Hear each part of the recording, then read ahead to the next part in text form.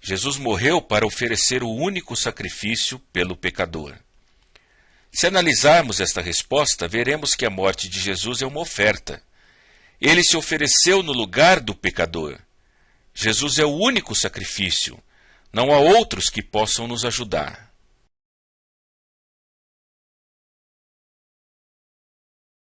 No livro de Hebreus, capítulo 10, verso 12, encontramos a seguinte citação: Mas quando este sacerdote acabou de oferecer para sempre um único sacrifício pelos pecados, assentou-se à direita de Deus. Vamos examinar mais de perto essa resposta?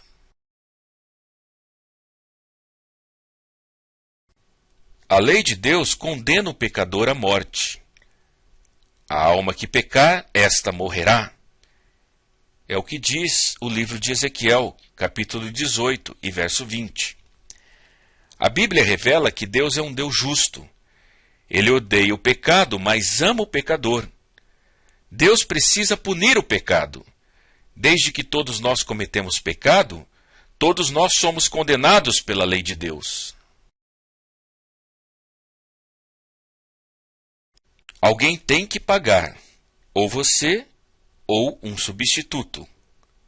Você paga sua própria dívida, mas será perdido. Ou você pode aceitar um substituto. Eis o nosso substituto. Eis o nosso sacrifício. Eis a nossa ovelha, o nosso cordeiro. O sangue de Jesus oferecido na cruz serve para pagar o preço de nossos pecados.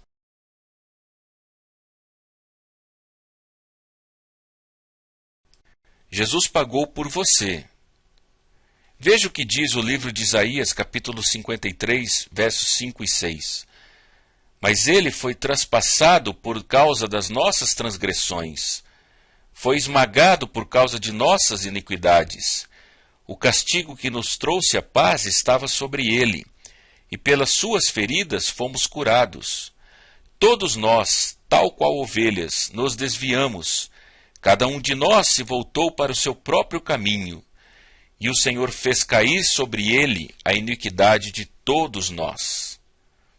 O Evangelho de Marcos, capítulo 15, verso 34, nos diz: Por volta das 3 horas da tarde, Jesus bradou em alta voz: Eloi, Eloi, lama sabachthani, que significa: meu Deus, por que me abandonaste? Na hora de sua morte, Jesus sentiu o peso e o sofrimento de todos os pecados de todos os seres humanos de todos os tempos. Era um fardo tão pesado que ele clamou como se estivesse totalmente abandonado. Jesus foi o nosso substituto. Veja o que diz o apóstolo Paulo na segunda epístola aos Coríntios, capítulo 5, e verso 21. Deus tornou pecado por nós aquele que não tinha pecado, para que nele nos tornássemos justiça de Deus. Ainda no livro de Gálatas, capítulo 3, e verso 13, Cristo nos redimiu da maldição da lei, quando se tornou maldição em nosso lugar. Pois está escrito: maldito todo aquele que for pendurado no madeiro. Jesus não era um pecador, mas Deus fez dele pecado, no sentido de receber todo o castigo e penalidade em nosso lugar.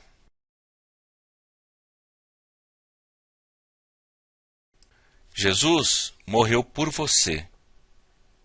Dificilmente haverá alguém que morra por um justo. Embora pelo homem bom, talvez alguém tenha coragem de morrer. Mas Deus demonstra seu amor por nós. Cristo morreu em nosso favor quando ainda éramos pecadores. Romanos capítulo 5, versos 7 e 8. O texto de ouro da Bíblia é este: porque Deus tanto amou o mundo que deu seu Filho unigênito, para que todo que nele crer não pereça, mas tenha vida eterna. Pois Deus enviou o seu Filho ao mundo, não para condenar o mundo, mas para que este fosse salvo por meio dele. Citações do Evangelho de João, capítulo 3, verso 16 e 17. Esta frase, tanto amou, é a forma mais forte de linguagem humana. Deus ama tanto o homem.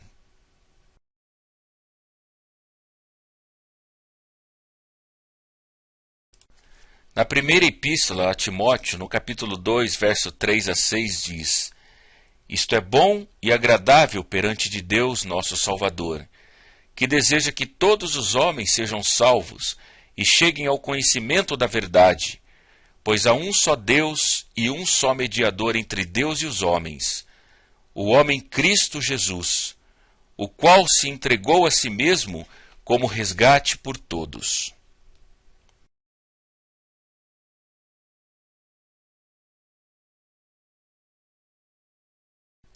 Talvez você esteja se perguntando, e depois da morte de Jesus? O que aconteceu depois da sua crucificação?